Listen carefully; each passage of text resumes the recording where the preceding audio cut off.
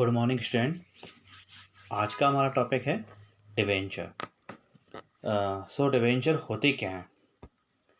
तो डिवेंचर जो वर्ड आया वो एक लैटिन वर्ड है डिवेयर का, विच मीन टू बोरो या लॉन। इसका मतलब क्या होता है? एक तरीके से लॉन लेना या किसी का उधार लेना। ठीक है, समझते हैं डिवेंचर। तो हमने कई बार पढ़ा हुआ है कि डिवेंचर का मीन्स क्या होता है।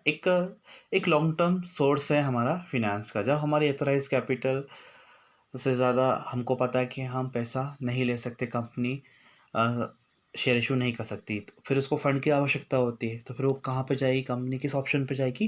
डिवेंचर के ऑप्शन पे। तो जो हमारा डिवेंचर है वो एक तरीके से क्या होता है? Acknowledgement of debts taken by the company under its common seal. तो कॉमन सील के बारे में मैंने आपको पहले बताया था। Common seal means signature of the company. तो डिवेंचर क्या है? एक तरीके से एक्नॉलेजमेंट है, एक्नॉलेजमेंट ऑफ डेब्ट। जो आपने लोन ले रखा है उसका एक्नॉलेजमेंट। ठीक है, the term of condition on which they are issued और endorse on the back of instrument. Interest at certain fixed is paid periodically on the face value of debenture. तो डिवेंचर को interest दिया जाता है fix percentage से उसकी face value पे, और जो सारे के सारे जो कंडीशन रहेंगी वो उस डिवेंचर के बैक साइड पे लिखी हुई होती हैं। तो इसकी डेफिनेशन है, बताता हूँ आपको। According to section 212 of companies act 1956, debenture includes debenture, stock, bonds and any other securities of a company whether constituting a charge on the assets of a company और नॉट। तो ऐसा इसमें हम क्या क्या शामिल कर सकते हैं? स्टॉक, बॉन्ड्स को भी, जो गवर्नमेंट इशू करती है बॉन्ड्स वगैरह, उसको भी हम शामिल करते हैं। तो ये तो सिक्योर्ड भी हो सकते हैं, अनसिक्योर्ड भी हो सकते हैं। यानी इसमें प्रॉपर्टी को मॉर्गेज भी करके रखा सकते हैं और नहीं भी करके रखा होगा। तो हमने पढ़ा है debenture are written instruments of डेब्ट that company issue under their common seal and they are similar to a loan certificate. तो एक तरीके से क्या होता है? सिमिलर होता है लोन सर्टिफिकेट के। तो अब हम पढ़ते हैं फीचर्स पढ़ते हैं डिवेंचर के। क्या फीचर्स हैं? सबसे इम्पोर्टेंट है, डिवेंचर आर इंस्ट्रूमेंट ऑफ डेब्ट which means to debenture holder become creditor of the company. तो इंस्ट्रूमेंट ऑफ डेब्ट है, जिससे क्या होता है कि डिवेंचर होल्डर होते हैं वो कौन बन जाते हैं? Creditor of the company. तो डिवेंचर क्या एक तरीके से एक्सटर्नल लाइबिलिटीज है और एक long term source of finance है। एक तो long term source of finance है और कौन है? External liabilities. There are a certificate of debt with the date of redemption and amount of repayment mentioned on it. This certificate is issued under the company seal and it's known as debenture deed. अब जो certificate issue किया जाता है वो company की seal उस पर लगी हुई होती है और उसको हम एक डिवेंचर डीड भी बोलते हैं। तो इसमें हमको रीपेमेंट कब करना है, कितना परसेंटेज से इसकी डेट और कितना परसेंटेज से आप इंटरेस्ट देंगे, सब सारी बातें इसमें लिखी हुई होती हैं। Debenture have a fix rate of interest and such interest amount is payable yearly या हाफ ईयरली। तो इसको बताया मैंने आपको, फिक्स परसेंटेज से हमको इंटरेस्ट देना होगा और वो या तो हाफ ईयरली के बेसिस पे होगा या ईयरली के बेसिस पे होगा। जनरली हम डिवेंचर होल्डर को हाफ ईयरली के बेसिस पे देते हैं, साल भर में 2 बार इंटरेस्ट देते हैं। तो debenture holder do not get any voting right. This is because they are not instrument of equity on, so debenture holder are not owner of the company, only creditors. तो मैंने वैसे बताया था debenture is the creditors of the company, एक long term liabilities है। तो ये creditors होते हैं। तो ये क्या है? ऑनर तो है नहीं, तो इसीलिए इनको वोटिंग राइट भी नहीं होता है। The interest payable to this debenture holder is a charge against the profit of a company. So these payment have to be made even in a case of a loss. तो अब जैसे कि company को ऐसे equity share holder है तो उनको dividend कब मिलेगा? जब कंपनी को प्रॉफिट होगा। लेकिन डिवेंचर के केसेस में ऐसा नहीं है। उनको कब प्रॉफिट मिलेगा? अगर उन कंपनी को लॉस भी हो रहा है, किसी वजह से कंपनी को लॉस भी हो रहा है, तो उनको इंटरेस्ट देना ही होगा। फिक्स परसेंट से कंपनी डिवेंचर होल्डर्स को इंटरेस्ट देना ही होगा। अब पढ़ते हैं हम इसके एडवांटेज। तो one of the biggest advantage of debenture is that the company can get its required fund without diluting equity, since debenture are a form of डेब्ट and the equity of the company remains unchanged. अब आपने पता है आपको कि debenture holder कौन होते हैं, क्रेडिटर्स, और इक्विटी शेयर होल्डर कौन होते हैं, ऑनर। तो डिवेंचर से इक्विटी शेयर होल्डर पे कोई इफेक्ट नहीं पड़ता है, उनके राइट पे कोई इफेक्ट नहीं पड़ता है। The interest to be paid on debenture is a charge against profit for the company, but this also means it is a tax deductible expenses and is useful while tax planning। तो एक tax deductible है, और जब हम इस पर tax planning में हमारी बहुत इससे हेल्प होती है। यानी कि आपको जब भी आप टैक्स प्लानिंग करोगे तो एक टैक्स डिडक्टेबल सोर्स है, उसमें से टैक्स की जब प्लानिंग करेंगे तो आप उसमें से ये माइनस होता है। तो debenture encourage long term planning and funding and compare to other form of lending debentures lend to be cheaper.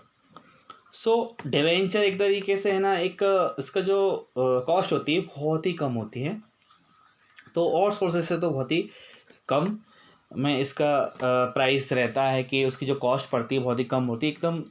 इसको इसलिए चीपर बोल देते कभी कभी, पर ज़रूरी नहीं है कि हर टाइम ऐसा हो। कभी कभी किसी डिवेंचर होल्डर्स की कॉस्ट बहुत ज़्यादा हाई होती है।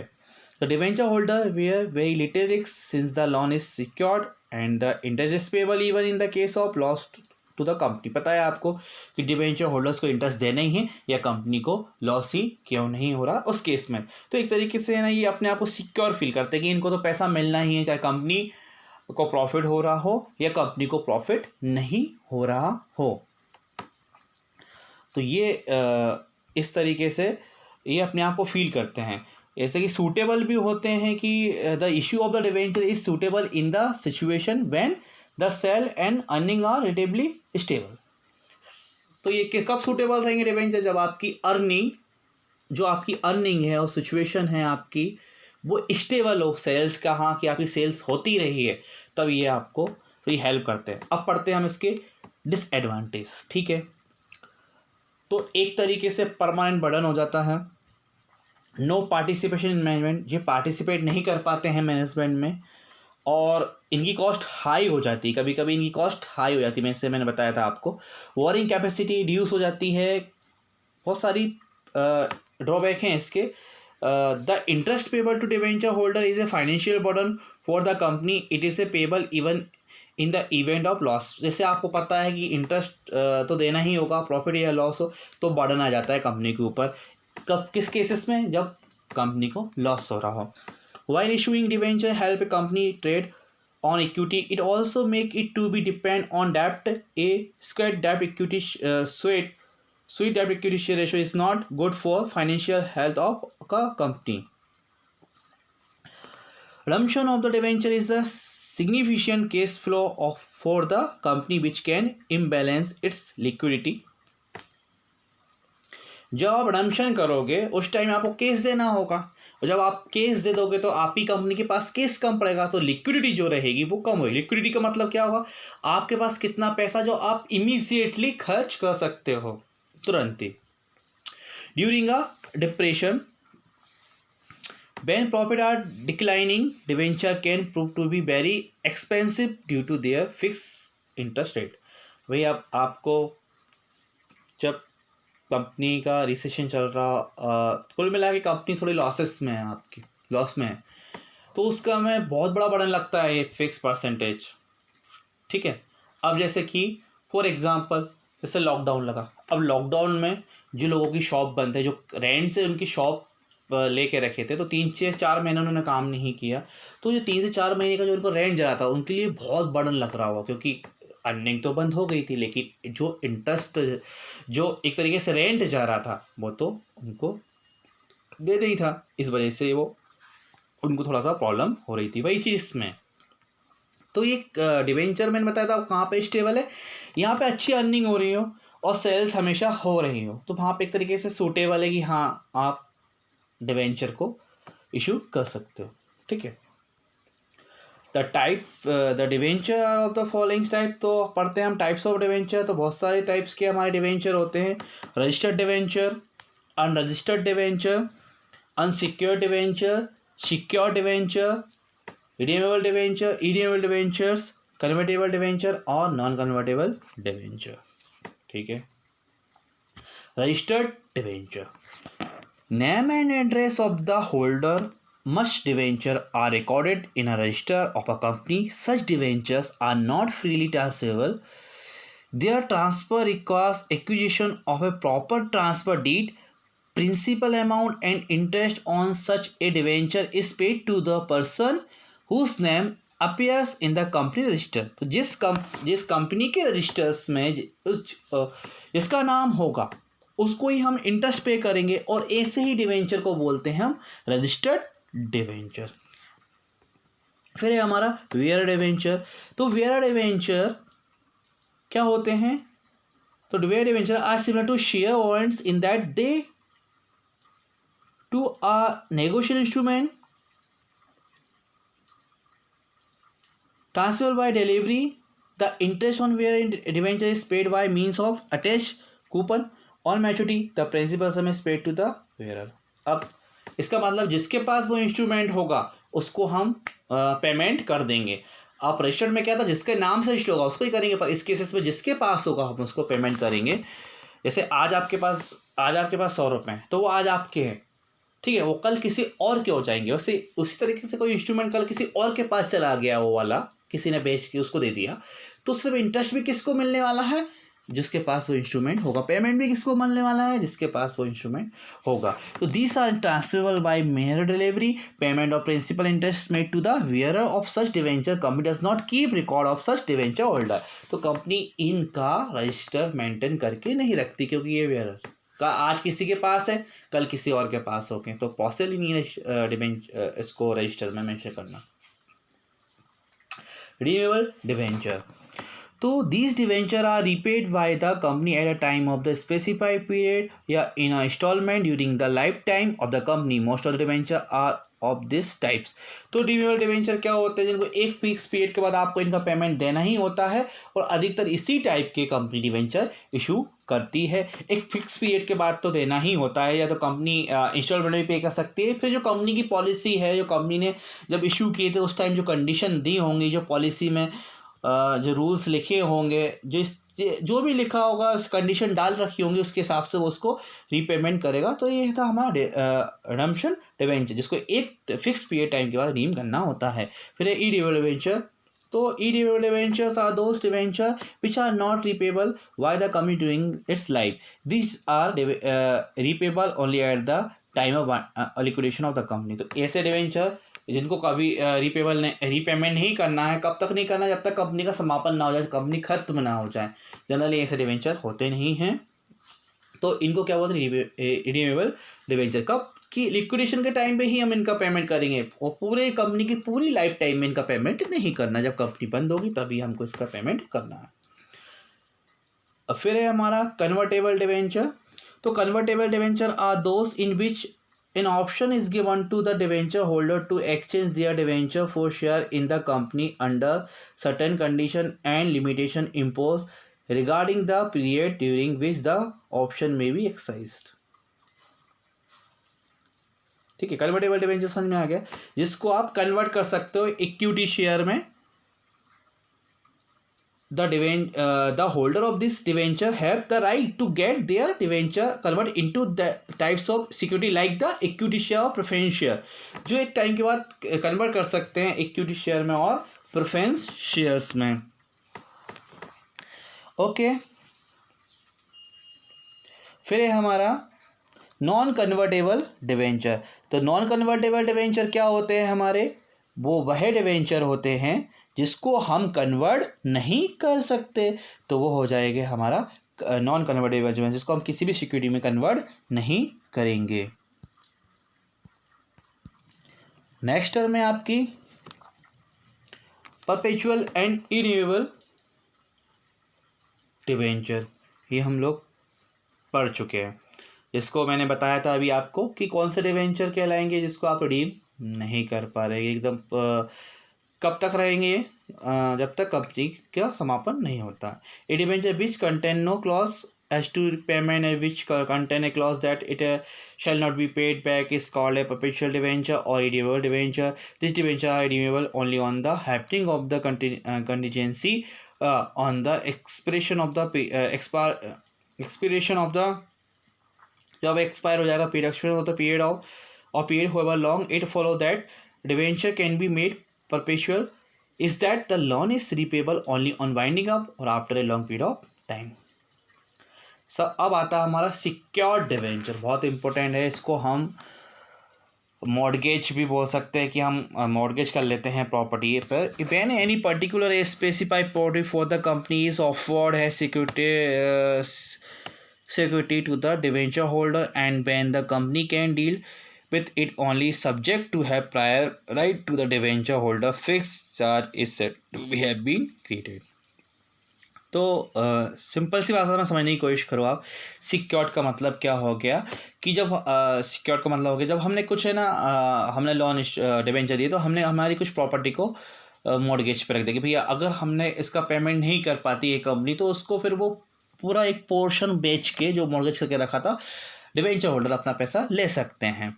तो the this debenture are secured against the assets of the company. If the company is not able to repay the debenture on due date the debenture holder can realise their money from the assets mortgage with them. Okay.